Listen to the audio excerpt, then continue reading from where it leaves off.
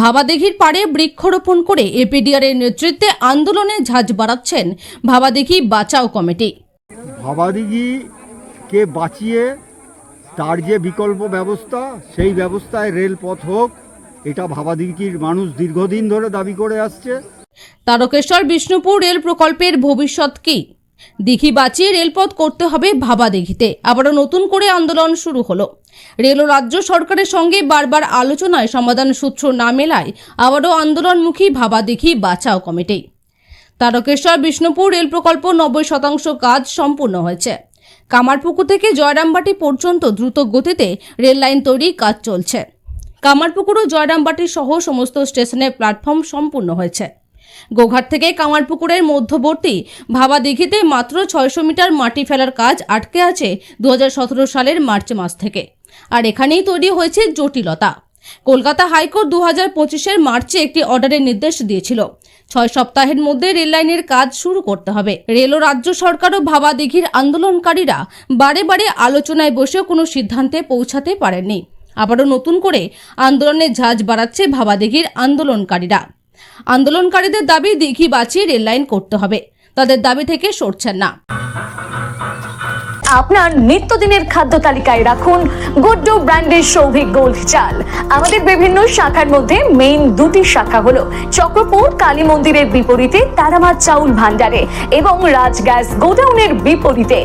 অন্যদিকে ভাবাদিঘির আন্দোলনকারীরা এপিডিআর ও ভাবাদিঘি বাঁচাও সহযোগী মঞ্চের নেতৃত্বদের পাশে পেয়েছেন।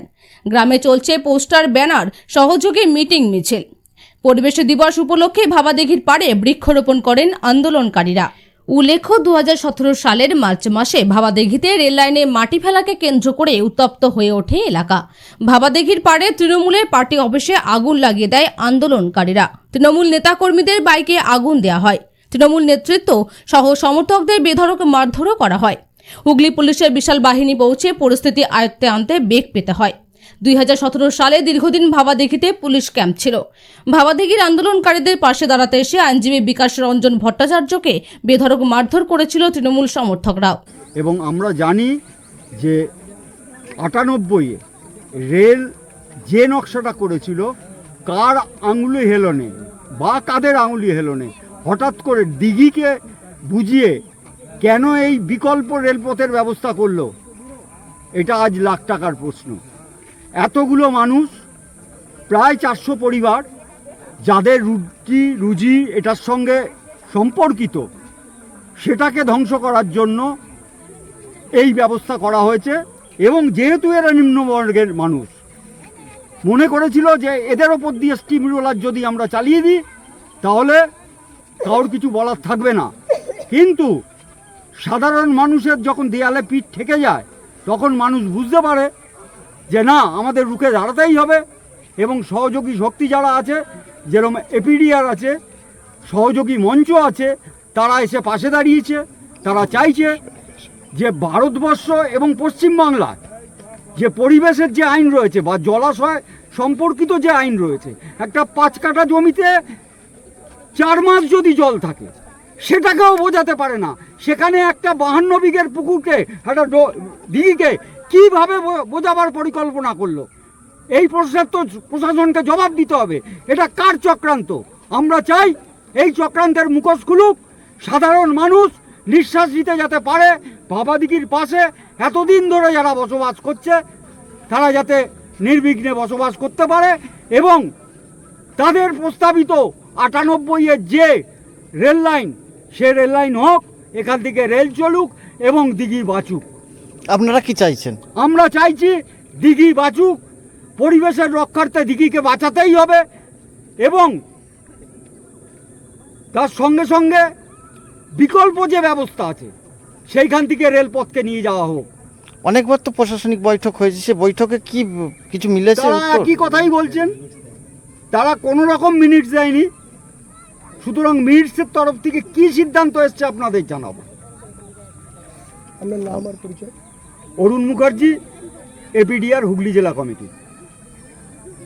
বাঙালি মানে মানে খাদ্য রসিক, আর ভাত ছাড়া বাঙালির দিনটা যেন অসম্পূর্ণ। পাতে ভাত না থাকলে ব্যাপারটা ঠিক জমে না। আর সুস্বাদু ভাতের জন্য দরকার স্বাস্থ্যসম্মত সেরা ও বেস্ট কোয়ালিটির উন্নত মানের চাল। এখন বাজারে নানান কোম্পানির চাল থাকতে কোনটা হবে আপনার জন্য উপযুক্ত তা নিয়ে চিন্তিত?